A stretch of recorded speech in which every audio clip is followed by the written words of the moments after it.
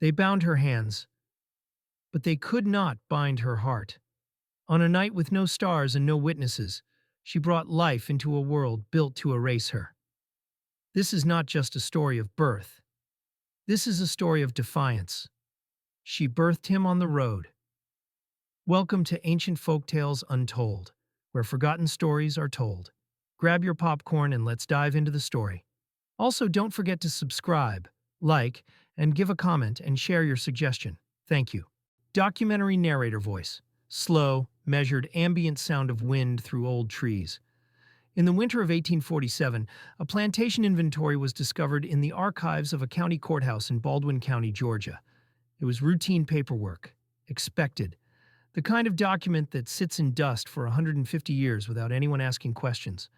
But buried in the margins of page 14, in handwriting that was not the overseer's, were 5 words. She birthed him on the road, no name, no explanation. Just a notation that should not have been there, written by someone who was never supposed to hold a pen.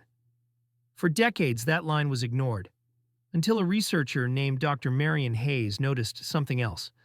A cross-reference to a bill of sale dated 3 days later. A woman, a newborn, sold together at a price that made no economic sense. Too low, too fast, too desperate. This is the story that line was trying to hide. This is the story of a woman whose name was stolen from her twice, once when she was enslaved and once when she became a mother. But tonight, through fragments of testimony, auction logs, and the memory of those who survived to speak after emancipation, we recover what was buried. This is the story of Amma, and the night she gave birth in chains. Amma was 23 years old in the autumn of 1846. She had been born on a rice plantation in the low country of South Carolina, a place where water and labor moved in the same rhythm, endless, back-breaking, measured in ounces of survival. Her mother had been a midwife, not by choice but by necessity. Enslaved women were expected to birth in silence and return to work within days. Amma's mother had learned to ease that pain where no one else would, and she had taught her daughter everything. By the time Amma was 16, she knew the feel of a breech position through a belly wall. She knew which herbs would slow bleeding and which prayers her mother whispered when there was nothing left but faith. She had delivered 37 children by the time she was 20. 17 of them survived past their first year. She remembered every single one. But midwifery was not a skill that made an enslaved woman valuable in the eyes of those who bought and sold human beings like grain. It made her useful, but only when she was needed. The rest of the time, she worked the rice fields like everyone else. And when the planter who owned her died in 1846, his estate was liquidated. Everything, the land, the tools, the animals, the people. Amma was sold in Charleston in November of that year. Auction block, catalog number 41, described in the record as Negro woman, healthy, experienced in childbed. She was purchased by a man named Thaddeus Corbin, a cotton speculator, not a planter, a man who bought enslaved people in the East and transported them west to sell at markup in the expanding cotton territories of Alabama and Mississippi. Amma was not bought to work. She was bought to be resold. And she was not alone. Corbin had purchased 16 people that week. Men, women, 2 children under 10. They were to be marched overland in a coffle, chained together at the ankles and wrists, from Charleston to Montgomery, Alabama, 400 miles on foot, through winter. It was cheaper than paying for steamboat passage. On the morning of the march, Amma stood in the courtyard of a holding pen on the edge of Charleston. Her wrists were raw where the iron cuffs had already begun to bite. She could feel the cold of the metal through the thin fabric of her dress. And she could feel something else. A flutter, low in her belly. She had known for 2 months, but she had told no one. Pregnant women were not marched in coffles. They were kept behind, their value diminished until after birth. And Amma knew what happened to women who gave birth in holding pens, separated from their children within weeks. Sold to different buyers, different states, no records, no reunion. So she had stayed silent. She had wrapped cloth tight around her middle and kept her face empty of pain when the nausea came. She had eaten what little she was given, and made her body move even when exhaustion pulled at her bones. Because as long as no one knew, she had control over one thing. She would not give birth in a cage. She would not let them take this child before she even had a chance to hold them. So when they shackled her wrists and locked her into a line of human beings bound for sale, Amma did not resist. She stepped forward, and she began to walk. The coffle left Charleston on November 14th, 1846. 16 people, chained in a single line, men in front, women behind. The children, a boy of 8 and a girl of 6, walked unchained but roped to their mothers by the waist. They walked in silence. There was no singing on this march, no spirituals, no call and response. Thaddeus Corbin did not allow it. He rode ahead on horseback with a rifle across his lap and a ledger in his saddlebag that listed them all by number, age, and estimated price. They were inventory. An inventory did not sing. The first 3 days were the hardest. Not because of distance, they only covered 12 miles a day, but because of adjustment. Bodies had to learn the rhythm of walking while shackled. Had to learn how to sleep on frozen ground with iron still locked around ankles.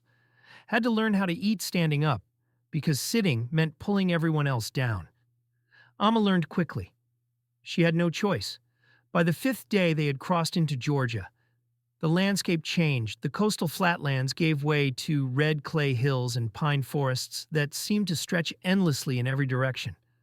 The cold deepened. At night, they were given a single blanket for every 3 people. They huddled together for warmth, breath visible in the air, chains clinking softly with every shift of weight. Amma slept between 2 women she did not know. One of them, older, with silver streaking her hair, whispered prayers into the darkness. The other said nothing at all, just stared at the stars with hollow eyes. Amma did not sleep much. Her body was changing too quickly. By the 2nd week, the tightness in her belly could no longer be hidden by cloth. The flutter she had felt in Charleston had become a presence, a weight, a rhythm distinct from her own heartbeat. She tried to walk carefully, tried to keep her breathing steady. Tried not to let pain show on her face when the baby pressed against her ribs or when her back seized with cramps that radiated down her legs. But others were beginning to notice. On the 10th day, one of the men in the coffle, a blacksmith from Virginia named Samuel, turned his head slightly as they walked and spoke quietly over his shoulder. "You carrying?" Amma did not answer. "You are," he said, not unkind, just factual. "I seen it in my wife. The way you walk, the way you hold yourself." Still, Amma said nothing. Samuel faced forward again and spoke once more, barely audible over the sound of chains. "Don't let him know, not till you can't hide it no more." She never asked why he said that. She already knew if Corbin discovered she was pregnant, he would either leave her behind at the next town, sold cheap to a local buyer, or force her to ride in the supply wagon, which meant arriving in Montgomery still visibly pregnant. Unsellable at full price until after birth. Either way, she would lose the child. Either way, the choice would be taken from her. So Amma kept walking. Even when the cramps became contractions, irregular but undeniable. Even when her vision blurred from hunger and exhaustion. Even when every step felt like tearing. She kept walking. On the 15th day, they stopped in a town called Milledgeville. Corbin needed supplies. The coffle was chained to a post outside a general store while he went inside. They stood in the cold, barely moving, while white townspeople passed by without looking at them. This was normal. This was expected. Enslaved people in transit were as common as livestock, but Amma felt something that afternoon that she had not felt before. A dropping, a shift, the baby moving lower, pressing down.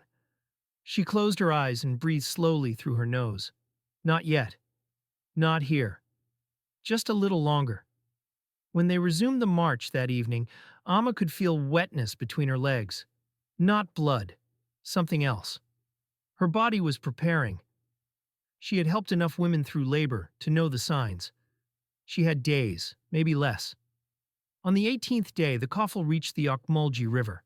They forded it at a shallow crossing, water up to their knees, chains dragging through the current. The cold was so sharp it felt like knives. Amma stumbled halfway across. She caught herself before she fell, but the movement sent a spasm through her belly so strong she gasped aloud. Corbin, riding his horse through the water ahead of them, did not notice. But the woman next to Amma did. She was young, maybe 19, with scars across her shoulders from a whip. She had not spoken a single word since Charleston. But in that moment, as Amma steadied herself, the young woman reached out. And for just a second, a fraction of a breath, her shackled hand touched Amma's. No words, just contact. You are not alone. That night they camped in a clearing near the river. The fire was small, the food was less. Amma could barely eat. The contractions were regular now. 10 minutes apart, then 8, then 6. She sat with her back against a tree, knees pulled up, breathing slowly. She knew what was coming, and she knew there was nowhere to go. On the morning of the 19th day, November 2nd, 1846, Amma woke before dawn with her water broken and contractions 5 minutes apart. The sun had not yet risen. Corbin was asleep by the fire. The others in the coffle were still chained together, huddled under blankets. Amma lay on her side, teeth clenched, hands gripping the chains at her wrists, as another contraction rolled through her, like a wave breaking against stone. She did not cry out. She had learned long ago that pain was private, but her body was no longer hers to control. Labor had begun, and there was no stopping it. They did not stop the march that day. Corbin noticed nothing until mid-morning. By then, Amma could no longer walk in rhythm with the others. Her steps were uneven, her breathing ragged. She fell twice in the first hour, dragging the woman chained beside her down with her. The second time, Corbin rode back. He dismounted and stood over her, looking down with the expression of a man calculating loss. "You sick?" Amma did not answer. She was on her hands and knees, forehead pressed to the red dirt. Another contraction tearing through her abdomen. Corbin crouched down, saw the wetness on her dress, the way her body was curled inward. He swore. Then he stood and unlocked her ankle shackles from the line. "Get her off the road." Two of the men in the coffle, Samuel and another man named Joseph, lifted Amma by the arms and carried her to the side of the road beneath a stand of pine trees. They set her down gently, then stepped back. Corbin was pacing, muttering to himself, checking his pocket watch, calculating time lost. "How far along is she?" No one answered. "Damn it. How far?" The older woman with silver hair, the one who prayed, finally spoke.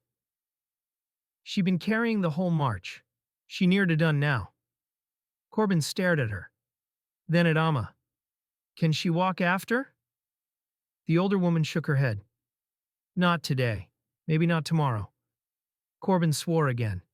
He looked at the coffle, at the road ahead, at the schedule he was already behind on. Then he made a decision. "She stays here. I'll send someone back for her after we reach the next town." He turned to the older woman. "You stay with her. Make sure she don't bleed out. I'll be back in 2 days." He did not wait for a response. Within 10 minutes, the coffle was moving again. Chains clinking, bodies shuffling forward, disappearing down the road in a line of human cargo. And Amma was left behind, still shackled at the wrists, still wearing chains. Alone, except for the older woman, who knelt beside her and placed a weathered hand on her shoulder. "What's your name, child?" Amma opened her eyes. Her voice was barely a whisper. "Amma, Amma." The woman repeated it softly. "I'm Ruth, and I'm here. You hear me? You not alone?" Amma nodded, another contraction. Ruth moved quickly. She had done this before. Many times. She unlaced Amma's dress and checked her progress. Then she looked up at the sky, gauging the light. "Baby's coming soon, real soon. You done this before?" "I'm a midwife," Amma whispered. Ruth's expression changed. Something like respect. "Then you know. You know what to do." Amma closed her eyes. Yes, she knew. She had delivered 37 children, but she had never delivered her own. The next 2 hours were the longest of her life. Pain was no longer in waves. It was constant. A pressure so immense it felt like her body was splitting apart. She could not lie still. could not find a position that eased the agony. The chains at her wrists bit into her skin as she gripped them, using them as anchors. Ruth stayed beside her, speaking quietly, telling her when to breathe, when to push, when to rest. But there were no tools, no clean water, no shelter, just dirt and pine needles and the sound of Amma's breathing. "You doing good, Amma? You doing so good." Amma did not feel good. She felt like she was dying, but somewhere beneath the pain, beneath the exhaustion, beneath the chains and the dirt and the impossibility of it all, there was something else, a will, a refusal. She would not die here. She would not let this child be born into death. So when Ruth told her to push, she pushed. And when the pain became unbearable, she pushed harder, because that was the only power she had left. At 2 o'clock in the afternoon, under a gray November sky, Amma's son was born. He did not cry at first. Ruth cleared his mouth with her fingers and rubbed his tiny chest until finally, a thin wail broke the silence.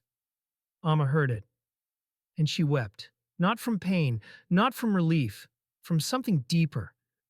Because in that moment, in that impossible, brutal, beautiful moment, she had done what the world said could not be done. She had brought life into chains, and the child was hers. Ruth laid the baby on Amma's chest, still wet, still connected by the cord. Amma's shackled hands came up slowly, trembling, and she touched his face. He was so small, so impossibly small, but he was breathing. He was alive. And for the first time in 19 days, for the first time since Charleston, Amma smiled. "He's here," she whispered. "He's here." Ruth worked quickly after that. She tied off the cord with a strip of fabric torn from her own dress and severed it with a sharp stone. Then she wrapped the baby in Amma's shawl and placed him back in her arms. "What you gonna name him?" Amma looked down at her son. His eyes were closed. His tiny fists curled against his chest. She thought of her mother, of the women who had birthed in silence, of the children who had been taken, of all the names that had been erased. "Kofi," she said quietly.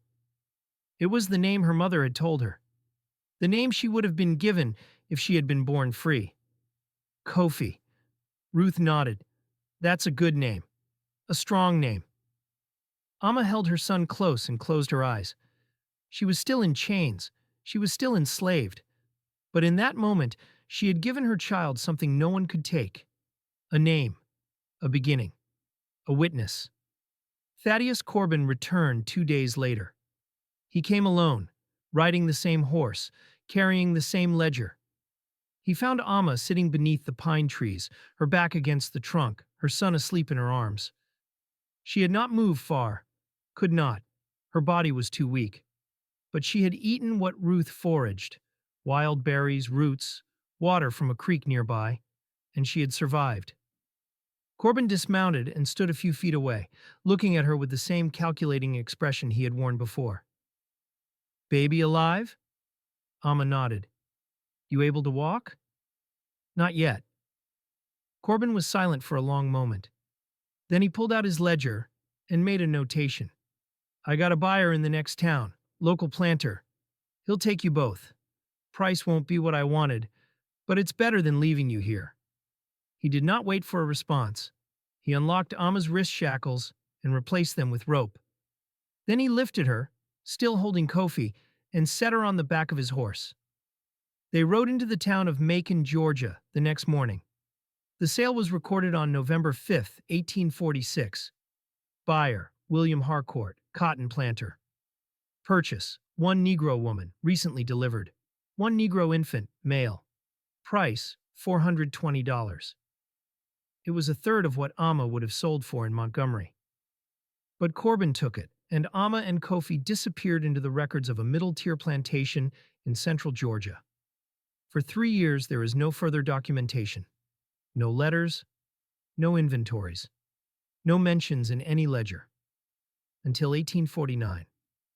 That year, a Quaker minister traveling through Georgia recorded a conversation he had with an elderly freedman who had purchased his own liberty years prior.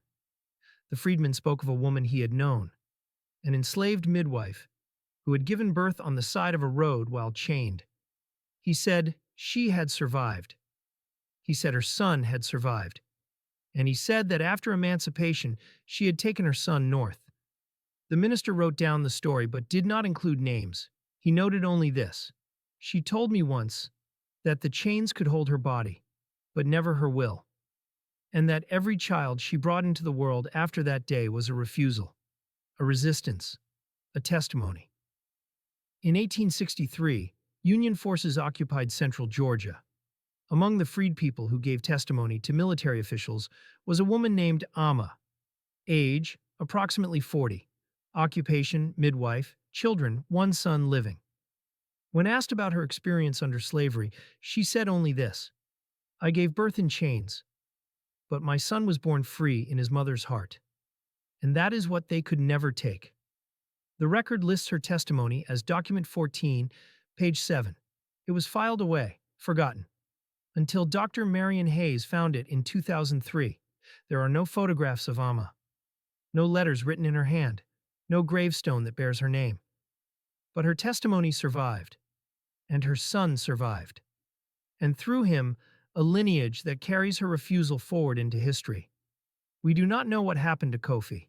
We do not know if he lived to see freedom, or if he told his own children the story of his birth. But we know this: on a cold November day in 1846, on the side of a dirt road in Georgia, a woman gave birth while shackled in iron. And she did not break. She did not give in. She did not let the world decide who her child would be. She named him. She held him. She breathed life into him with a will that no chain could bind. And in doing so, she defied every system designed to erase her. This is not a story of slavery's victory. This is a story of one woman's refusal to be erased. Her name was Amma, and tonight, you carry her testimony forward. Remember her. Remember the child born in chains. Remember the strength it took to bring life into a world built to destroy it. Because that strength, that refusal, that love is what survival looks like, and it is what resistance has always been. Her story was never carved in stone, but now it is carved in memory, and memory does not break.